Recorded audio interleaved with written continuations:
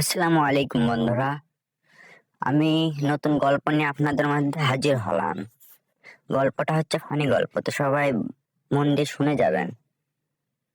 তো খেলতেছিলাম game, rank start দিলাম। তারপর পরে কিছুক্ষণ পর আমার একটা গার্লফ্রেন্ডের কল আসলো।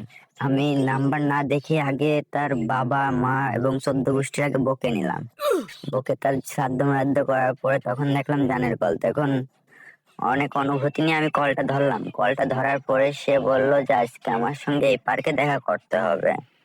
তো আমি বললাম আচ্ছা ঠিক আছে জানো, আমি আজকে দেখা করব, ঠিক আছে তুমি সময় মতো চলে আসবে তাই।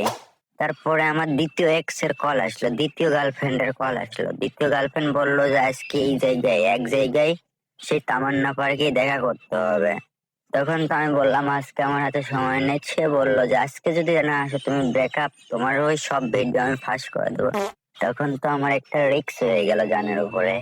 তখন আমি কি করব, আমার মাথায় খেলতেছে না। আমি একবার ওর কাছে সময় দিয়ে দিচ্ছি, কথাও দিয়ে দিচ্ছি, আবার এদিক থেকে এভাবে চাপ দিচ্ছে।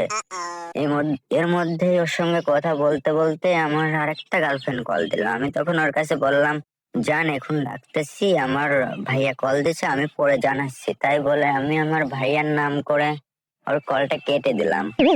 তারপরে আমার ওই এক্সটাও বললো তো আজকের ভিডিও এই পর্যন্তই।